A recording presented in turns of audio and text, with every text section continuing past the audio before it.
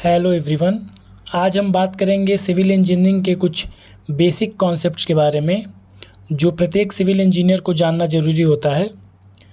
अगर सबसे पहले हम बात करें कंक्रीट की, तो अगर हम लोग 1 मीटर क्यूब वेट कंक्रीट लेते हैं तो उसकी जो वैल्यू होती है वो होती है 1.53 metre cube of dry concrete. अगर हम 1 metre cube wet concrete consider करते हैं तो उसकी जो वैल्यू होती है 1.53 मीटर क्यूब ड्राई कंक्रीट के बराबर होती है। अगर वही हम कंसीडर करें मोटार की, अगर 1 मीटर क्यूब हम वेट मोटार लेते हैं तो उसकी जो वैल्यू होती है वो 1.25 मीटर क्यूब ड्राई मोटार के बराबर होती है। ये बात हो गई कंक्रीट और मोटार के बारे में। अगर हम लोग 1 बैग सीमेंट के बारे में बात करें कि उसका वॉल्यूम कितना होता है, तो 1 बैग सीमेंट का जो वॉल्यूम होता है वो होता है 34.7 लीटर। अगर हम उसकी स्पेसिफिक ग्रेविटी की बात करें कि सीमेंट की स्पेसिफिक ग्रेविटी क्या होती है, वो होती है 3.15। ये जो स्पेसिफिक ग्रेविटी है वो ट्रू स्पेसिफिक ग्रेविटी है सीमेंट की, जो 3.15 है।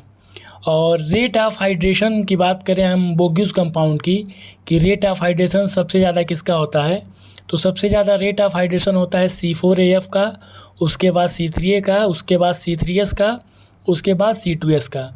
C4AF का जो फुल फॉर्म होता है वो होता है टेट्रा कैल्शियम एल्यूमिनोफोराइड, और उसके बाद C3A का फुल फॉर्म होता है ट्राई कैल्शियम एल्यूमिनेट। C3S का जो फुल फॉर्म होता है उसका मतलब होता है ट्राई कैल्शियम सिलिकेट, और C2S का जो फुल फॉर्म होता है उसका मतलब होता है डाई कैल्शियम सिलिकेट। इसका एक और नाम भी होता है, C2S के हम लोग बेलाइट भी बुलाते हैं, C3S को एलाइट, C3A को सेलाइट और C4AF का फेलाइट बुलाते हैं। ये जो नाम दिया गया था ली चैटेलियर और जोसेफ एस्पेडिन ने इसको दिया था ना। और दूसरा जो हमारा है हीट ऑफ हाइड्रेशन के हिसाब से, अगर बोग्यूस कंपाउंड को अरेंज करें कि सबसे ज़्यादा हीट ऑफ हाइड्रेशन होता किस में है, तो सबसे ज़्यादा जो हीट ऑफ हाइड्रेशन होता है वो C3A में होता है, उसके बाद C3S में होता है, उसके बाद C4AF में होता है, और उसके बाद C2S में होता है। इनके फुल फॉर्म मैंने पहले ही बता दिए थे। और उसके बाद अगर बात करें कि 1 बैग सीमेंट का वेट कितना होता है, तो 1 बैग सीमेंट का जो वेट होता है वो 50 kg होता है। अगर हम डेंसिटी की बात करें कि सीमेंट की डेंसिटी क्या होती है, तो जो सीमेंट की डेंसिटी होती है वो होती है 1440 kg पर मीटर क्यूब। अगर हम लोग स्टील की डेंसिटी की बात करें कि स्टील की कितनी डेंसिटी होती है, तो वो होती है 7850 kg पर मीटर क्यूब। यहीं पे अगर हम रीइंफोर्स सीमेंट कंक्रीट और PCC की बात करें, तो जो डेंसिटी या यूनिट वेट बोलते हैं, डेंसिटी या यूनिट वेट जो हमारा रीइंफोर्स सीमेंट कंक्रीट का होता है वो होता है 2500 kg पर मीटर क्यूब। और अगर वही हम बात करें डेंसिटी और unit weight of plane cement concrete, उसका जो यूनिट वेट होता है वो होता है 2400 kg पर मीटर क्यूब।